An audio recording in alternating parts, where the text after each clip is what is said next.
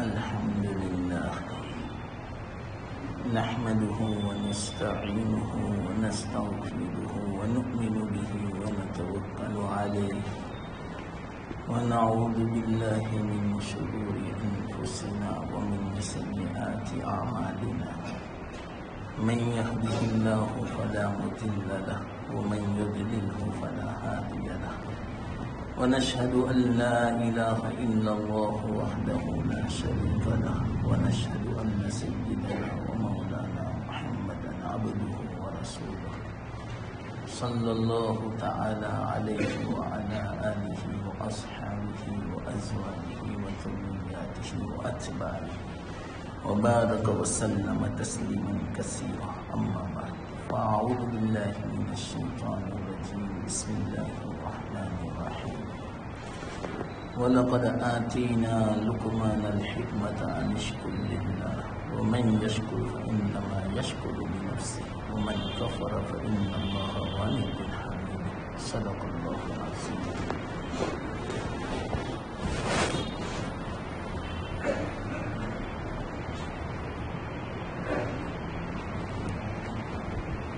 محترم دوستو بزرگو،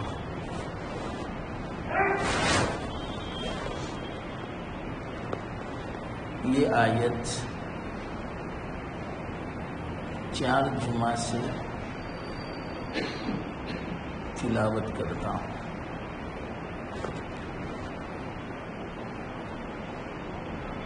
اس میں جو خاص بات سمجھانی تھی وہ تو میں نے اس سے پہلے سمجھایا. خاص بات کیا تھی؟ آج کل کے حالات کے اعتبار سے اچھی صحبت اختیار کرنا، اس سے ہمارے ایمان کی حفاظت ہوتی ہے. اپنی اولاد کو نیک لوگوں کے پاس لے جانا چاہیے. ان کی مجلس میں بیٹھیں، بچوں کو بھی اولاد کو بھی شوق دلائیں. ورنہ اس زمانے میں اولاد کی ایمان کا جتنا خطرہ ہے اتنا خطرہ پہلے نہیں تھا. آپ سوشل میڈیا دیکھتے ہوں گے کہ کیا سازشیں چل رہی ہیں. اسکولوں میں، کالجوں میں، پرائمری اسکول میں کیا کیا لازم کیا جا رہا ہے سب کو معلوم ہے. ایسی باتیں جو ایمان میں سے آدمی کو نکالیں.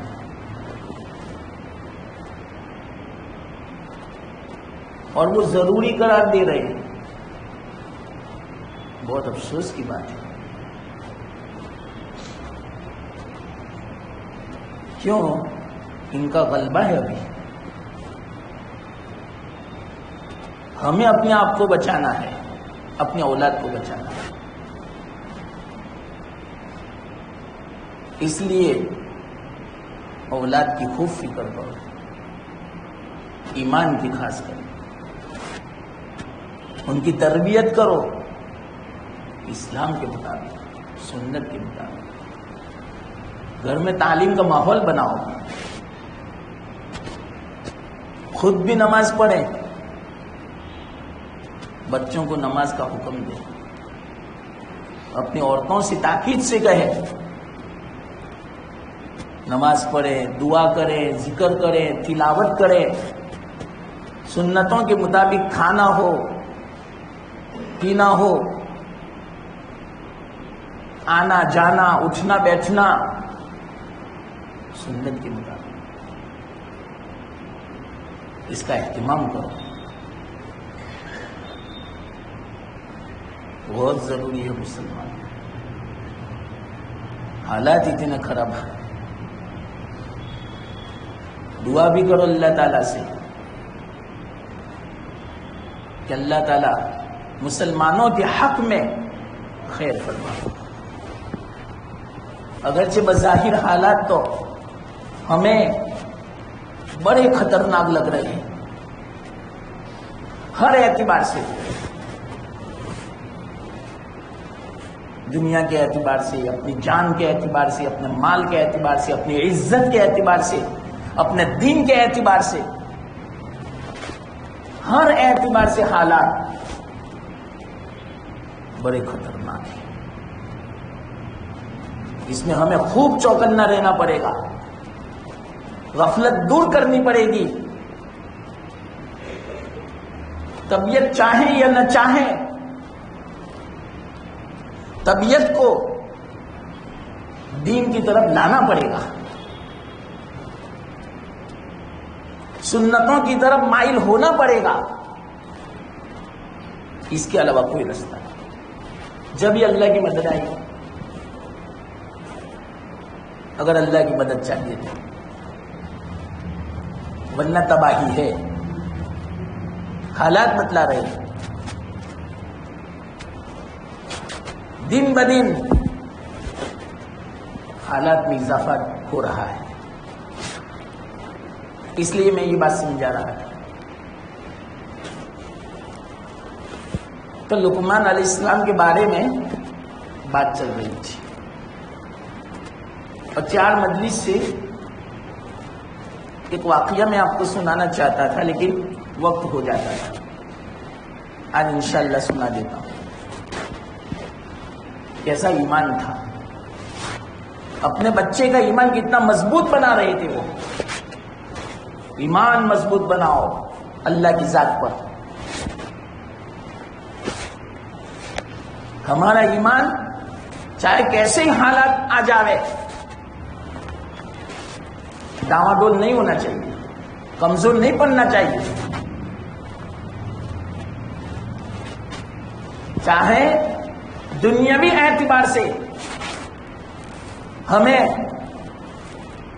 فقر و فاقہ، حالات، مصیبتیں، تکالیف، آفات آ جاوے، لیکن ہمارا ایمان نہیں جانا چاہیے. ایسا مضبوط ایمان اللہ ہمارا بناوے. کوشش کرنی پڑے گی. اللہ سے عافیت ہی مانگے کہ اللہ عافیت دے. ایسے حالات سے ہماری حفاظت فرماوے کہ جس سے ہمارے ایمان میں کمزوری آوے، ہمارا ایمان سلب ہو جاوے. اللہ سے یہی دعا کرنی چاہیے، عافیت کی دعا. کہ تکلیف تو آتی ہے لیکن پریشانی نہ ہو. انبیاء پر تکلیف آئی، نیک لوگوں پر تکلیف آتی. کوئی دنیا میں ایسا نہیں ہوگا چاہے وہ بادشاہ کیوں نہ ہو کہ تکلیف نہ آتی ہو. کوئی ایسا نہیں. لیکن پریشانی یہ بڑی خطرناک ہے. مومن آدمی پریشان نہیں ہوتا. یاد رکھنا اس بات. کیوں؟ تکلیف میں تو ہمیں اجر ملتا ہے، اللہ راضی ہوتا ہے. یہ تو محبت کی علامت ہے. تو پریشانی کیسی ہے؟ آدمی جب پریشان ہوتا ہے تو ہر ایسا کام کر گزرتا ہے جو نہیں کرنا چاہیے. اس لیے پریشان نہ ہو، سکون رکھے طبیعت، اللہ پر بھروسہ ہو، اللہ سے تعلق مضبوط بنا رہے. یہ ایک طریقہ ہے مسلمان آج کے حالات میں. تو حضرت لقمان علیہ السلام اپنے بیٹے کو یہی سمجھاتے تھے کہ کوئی تکلیف آ جاوے خیر سمجھنا اس میں، اللہ کی طرف سے ہمارے لیے اسی میں بھلائی ہے. اللہ ہمارا رحیم ہے، کریم ہے. اللہ ظالم نہیں ہے اللہ ہمارے ساتھ جو معاملہ کرتا ہے اس میں خیر ہوتی، حکمت ہوتی۔ یہ جو تکلیفیں ہیں، یہ جو حالات ہیں، اس سے ہمارے گناہ معاف ہوتے ہیں، ہمارے درجات بلند ہوتے ہیں۔ لیکن ایک شرط ہے، ان حالات میں بھی اللہ کے حکم کو نہ چھوڑیں، دین کا دامن نہ چھوڑیں، تو پھر بعد میں یہ جو تکلیفیں، یہ جو حالات ہیں، انشاءاللہ العزیز ہمارے لیے ترقی درجات کا سبب بنے گا، گناہوں کا کفارہ بنے گا۔ بہت ضروری ہے یہ ایمان کی۔ حضرت لقمان علیہ السلام یہی سمجھا رہے تھے اپنے بیٹے کو کہ بیٹا جو کچھ ہوتا ہے اس میں خیر ہوتی ہے، اللہ کی طرف سے بھلائی ہوتی ہے جو ہمیں سمجھ میں نہیں آتی۔ بعض مرتبہ اللہ تعالیٰ سمجھا بھی دیتے ہیں، بتا بھی دیتے ہیں کہ اس میں حکمت کیا ہوتی ہے، اس میں میری طرف سے کیا تقدیر ہوتی ہے، کیا مقدر ہوتا ہے، اللہ بتا بھی دیتا ہے۔ تو وہی میں آپ کو واقعہ سنا رہا تھا کہ حضرت لقمان علیہ السلام اپنے بیٹے کو ایسا سمجھا رہے تھے۔ اب بیٹا نوجوان تھا، اس کو بات سمجھ میں نہیں آتی تھی کہ یہ کیسے ہو سکتا ہے، ہر چیز میں خیر، مصیبت میں بھی خیر، تکلیف میں بھی خیر، ہماری طبیعت کے خلاف جو کچھ ہوتا ہے فیصلہ اس میں بھی خیر، یہ کیسے ہو سکتا ہے؟ نوجوان بیٹا تھا، اس نے کہا اس بات کی صحت کی دلیل کیا ہے؟ آپ جو فرما رہے ہیں ابا جان یہ بالکل صحیح ہے، میں تو نوجوان ہوں، مجھے کیسے سمجھ میں آوے؟ آپ مجھے دلیل بتاؤ اس کی۔ لقمان علیہ السلام نے فرمایا کوئی حرج کی بات نہیں، ان کی عادت بغور سننا۔ کیا عادت تھی؟ جب بھی اس طرح کا کوئی اشکال پیدا ہوتا تھا، بچے کو سمجھانا ہوتا، تو اس زمانے کے جو انبیاء ہوتے ان کے پاس چلے جاتے، ان کی خدمت میں تشریف لے جاتے۔ اسی بنا پر آتا ہے حضرت لقمان علیہ السلام نے اپنے زمانے میں، اپنی زندگی میں 4000 انبیاء کی ملاقات کی۔ میں نے 2 ہفتہ پہلے کہا تھا کہ اس زمانے میں اللہ تعالی بنی اسرائیل میں کوئی قبیلے کا الگ نبی، کسی گاؤں کا الگ، کسی شہر کا الگ، کسی علاقے کا الگ، بہت سارے انبیاء ہوتے تھے۔ اس بنا پر حضرت لقمان علیہ السلام نے اپنی زندگی میں 4000 انبیاء کی ملاقات کی۔ صرف ملاقات نہیں کی، 4000 انبیاء کی صحبت میں بھی رہے اور ان سے تعلیم حاصل کی، اور تعلیم حاصل کر کے آپ اندازہ لگاؤ 4000 انبیاء کی تعلیم کتنی طویل ہوگی۔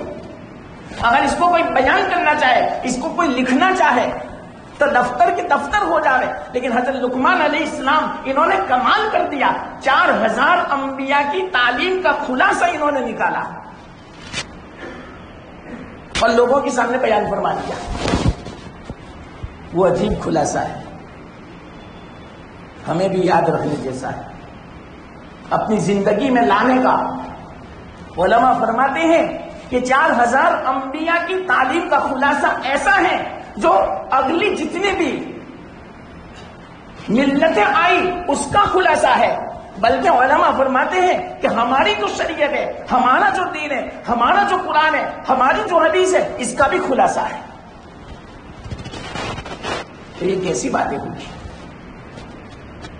واقعتاً ہمیں چاہیے کہ اس کو یاد رکھیں اور اس کو اپنائے، اپنی زندگی میں لاوے۔ یہ تو کیسا خلاصہ ہوگا، آپ ہی اندازہ لگاؤ۔ 4000 انبیاء کی تعلیم کا خلاصہ، ان کی صحبت کا خلاصہ، اگلے جتنے بھی ادیان تھے اس کا خلاصہ، اور اسی طرح ہماری شریعت کا بھی خلاصہ، لب لباب قرآن اور حدیث کا حضرت لقمان علیہ السلام نے بیان فرمایا۔ وہ بات ہماری چل رہی تھی 4 ہفتوں سے اور وہ بات بھی میں نے ابھی نہیں بتلائی کیونکہ بات ہی رہ جاتی تھی، ہمارا وقت ہو جاتا تھا. تو وہ کون سی باتیں ہیں وہ میں مختصر آپ کو بتا دوں، پھر بعد میں یہ واقعہ میں آپ کو سناتا ہوں. حضرت لقمان علیہ السلام نے فرمایا کہ اپنے بیٹے کو نہیں، ہر ایک کے لیے آسانی کے لیے انہوں نے جو انبیاء سے حاصل کیا تھا، ان کی صحبت سے جو تعلیم انہوں نے لی تھی، تمام کے لیے، تمام کے افادے کے لیے، تمام کو فائدہ پہنچانے کے لیے انہوں نے ساری تعلیم کا خلاصہ 8 باتوں میں بیان فرما دیا کہ یہ 8 باتیں تمام انبیاء کی صحبت اور تعلیم کا خلاصہ. سب سے پہلی بات بیان فرمائی جو ہمارے قرآن اور حدیث کا بھی خلاصہ ہے. سب سے پہلی بات بیان فرمائی جب تم نماز پڑھو اپنے دل کی حفاظت کرو. تو سب سے پہلے تو یہ آیا نماز پڑھنی چاہیے، نماز کی پابندی ہو، لیکن نماز بھی کیسی ہو؟ الٹی سیدھی نہیں، دل کی حفاظت ہو. دل کی حفاظت کا مطلب کیا؟ ہمارے دل میں خشوع و خضوع ہو. کلام مجید میں اللہ تعالیٰ نے جب بھی نماز کا تذکرہ فرمایا تو اقیم الصلاۃ فرمایا، نماز پڑھنا نہیں فرمایا بلکہ نماز قائم کرنا. اور نماز قائم کرنا کسے کہتے ہیں؟ اس کے فرائض، اس کے واجبات، اس کے سنن، اس کے آداب اور اس کے مستحبات کی رعایت کی جائے. اس کو بولتے ہیں نماز کو قائم کرنا. یہ تو ظاہری نماز ہے، اور باطنی اعتبار سے خشوع و خضوع ہو، اللہ کی طرف توجہ ہو، دھیان ہو. تو ایسی نماز ہمارے مسائل کو حل کر دے گی، ہماری پریشانیوں کو دور کر دے گی، ہمارے حالات کو سازگار بنا دے گی. اگر جو امت اس طرح کی نماز ابھی جو شروع کر دے گئے، انشاءاللہ العزیز کتنے حالات تو ایسے ہی سدھر جا رہے ہیں. تو سب سے پہلے جو تعلیم کا خلاصہ حضرت لقمان علیہ السلام نے بیان فرمایا، جب تم نماز پڑھو اپنے دل کی حفاظت کرو. اس لیے کہ ایک تو نماز کی ظاہری حالت ہے، ایک باطنی حالت ہے. ظاہری حالت کسے کہتے ہیں؟ اچھی طرح قیام و سنت کے مطابق، رکوع سنت کے مطابق، اور رکوع سے جب کھڑے ہو تو سنت کے مطابق. اس میں بڑی کوتاہی ہوتی ہے، یہ نماز ہی نہیں ہوتی، یہ نماز قبول ہی نہیں ہے. جو صحیح معنوں میں رکوع نہیں کرتا، صحیح معنوں میں سنت کے مطابق سجدے میں نہیں جاتا، بعضوں کے پیر سجدے میں اٹھ جاتے ہیں، دیکھے گئے پورا سجدہ پیر اٹھے ہوئے، نماز فاسد، ثواب نہیں ملے گا. ہاں آپ نے فریضہ ادا کر دیا، اللہ یہ نہیں پوچھے گا کہ آپ نے نماز نہیں پڑھی. ہاں جب ہم کہیں گے اللہ تعالیٰ سے کہ میں نے نماز پڑھی تھی، اس کا ثواب تو دو یا اللہ، تو اللہ فرمائیں گے آپ کی نماز سنت کے خلاف تھی. میرے یہاں وہی نماز قابل قبول ہے جو سنت کے مطابق ہوگی. تو ہمارا سجدہ، ہمارا رکوع اور سجدے کے بیچ میں جو جلسہ ہوتا ہے، جو بیٹھنا ہوتا ہے، اطمینان سے بیٹھے. بعض لوگ تو ابھی سیدھے بیٹھے ہی نہیں کہ دوسرے سجدے میں چلے گئے، رکوع سے ابھی سیدھے کھڑے ہی نہیں ہوئے اور سجدے میں چلے گئے. یہ تو نماز نہیں ہوئی. میں کہتا ہوں 4 رکعت کے بجائے 2 رکعت پڑھو، لیکن اطمینان سے پڑھو، تعبیر ارکان سے پڑھو. یہ تو واجب ہے اور اس کی تلافی نہیں ہے. نماز میں اگر کوئی بھول ہو گئی تو سجدہ سہو سے تو ہو جائے گی، لیکن تعدیل ارکان کی کوئی تلافی نہیں ہے. تعدیل ارکان سے ہم نے نماز نہیں پڑھی تو یوں سمجھو کہ نماز ہی نہیں ہوئی. اللہ کے رسول صلی اللہ علیہ وسلم نے ایک صحابی سے ایسا ہی فرمایا تھا. جب انہوں نے اپنی نماز میں تعدیل ارکان کو چھوڑ دیا تھا تو فرمایا قم فصلی فإنک لم تصلی، کھڑے ہو جاؤ پھر سے نماز پڑھو، اس لیے کہ تمہاری نماز ہی نہیں ہوئی. اس لیے اطمینان سے نماز پڑھو. پھر بعد میں دیکھنا یہ نماز کتنی برکتوں کا سبب بنتی ہے، سکون کا سبب بنے گی، روزی میں برکت کا سبب بنے گی، مرنے کے بعد قبر میں کام آئے گی، قبر سے اٹھنے کے بعد حشر میں کام آئے گی، حشر کے بعد پلسرات میں کام آئے گی، اور پلسرات کے بعد جنت میں داخل کر دے گی. 5 انعامات بیان فرمائے جو میں نے آپ کو مختصر حدیث کا خلاصہ کہا. لیکن کون سی نماز؟ ایسی جو سنت کے مطابق ہوگی. تو ظاہری جو ہے نماز کا وہ بھی سنت کے مطابق ہو، اور ہمارا باطن، حضرت لقمان علیہ السلام باطن کے بارے میں بیان فرماتے ہیں، کیوں؟ ان کا حسن ظن ہے کہ مسلمان جب نماز پڑھے گا تو اطمینان سے پڑھے گا، تعدیل ارکان سے پڑھے گا، وہ یہ سمجھے گا میں اللہ کے سامنے کھڑا ہوں، اللہ مجھے دیکھ رہا ہے۔ اب آپ ہی بتاؤ، جو آدمی اس تصور سے نماز پڑھے گا اس کی نماز کیسی ہوگی؟ اور جو اس تصور سے نماز پڑھے کہ مجھے نماز کے بعد جلدی دکان کھلنی ہے، مجھے آفس میں جانا ہے، مجھے کھانا باقی ہے، فلانے دوست سے ملنا ہے، فلانے کا فون ہے، فلانے کا مس کال ہے، فلانے مہمان آنے والے ہیں، چلو بتاؤ وہ نماز کیسی ہوگی؟ یہ نماز ہمارے حالات کو سازگار نہیں بنا سکتی، ہماری امیدوں کو یہ نماز پوری نہیں کر سکتی، یہ نماز برکتوں کا سبب نہیں بن سکتی، بلکہ ہو سکتا ہے ایسی نماز وبال کا سبب بنے، اللہ ناراض ہو جا رہے۔ حدیث میں آتا ہے کہ بعض نمازی ایسے ہوتے ہیں کہ نماز تو پڑھتے ہیں لیکن اللہ تعالیٰ ان کے منہ پہ مار دیتے ہیں کہ جاؤ، کوئی ضرورت نہیں ہے تمہاری نماز کی۔ تو آدم حضرت لقمان علیہ السلام نے سب سے پہلی جو بات بیان فرمائی معمولی نہیں ہے، اس کے لیے تو بڑا تفصیلی وقت چاہیے سمجھانے کے لیے کہ اپنے دل کی حفاظت کرو، کہ دل ہمارا ادھر ادھر بھٹکنے نہ چاہیے، دوسرے خیالات آنے نہ چاہیے، اگر آ جاوے تو فوراً نماز کی طرف چلے آؤ۔ انسان ہے، نفس ہے، خیالات آ سکتے ہیں لیکن اس کے اندر بہ نہ جاوے، خیالات کے اندر اس کو طول نہ دے، بس اسی کے اندر آدمی پھر مست ہو جاوے اور اسی طرح مخمور ہو جاوے۔ پوری نماز جب پوری ہوتی ہے تب پتا چلتا ہے کہ میں تو نماز میں تھا، 4 رکعت چلی جاتی ہے لیکن پتا نہیں کہ کون سی رکعت چلتی ہے، پہلی ہے، دوسری ہے، تیسری، کسی کو کوئی پتا نہیں۔ اگر جو امام صاحب کی بھول ہو جائے، پوری مسجد میں یقین کے ساتھ کوئی کہنے والا نہیں ہوتا کہ امام صاحب نے 3 رکعت پڑھائی یا 5 رکعت پڑھائی۔ یہ ہماری نماز ہے، امام صاحب کا احسان ہے کہ وہ دھیان سے نماز پڑھاتے ہیں تو ہماری نماز ہو جاتی ہے، لیکن ہمیں تو پتہ بھی نہ چلے۔ تو سب سے پہلی نصیحت، جب نماز پڑھو اپنے دل کا خیال کرو۔ اس نصیحت کو انشاءاللہ میں بعد میں سمجھاؤں گا، ابھی میں مختصر سمجھا دوں۔ دوسری بات بیان فرمائی حضرت لقمان علیہ السلام نے 4000 انبیاء کی تعلیم کا خلاصہ، ان کی صحبت کا خلاصہ، سارے ادیان کا خلاصہ، ہمارے دین کا بھی خلاصہ ہمارے علماء فرماتے ہیں کہ قرآن اور حدیث کا بھی خلاصہ ہے۔ اس کے اندر آپ غور کریں تب پتہ چل سکتا ہے کہ کیسی باتیں حضرت لقمان علیہ السلام نے بیان فرمائی۔ تو پہلی بات یہ بیان فرمائی، جب تم نماز پڑھو اپنے دل کی حفاظت کرو۔ یاد رکھنا آسان ہے، انشاءاللہ میں آپ کو ایک شکل بتاتا ہوں، اس کو یاد رکھنا کیسا ہے۔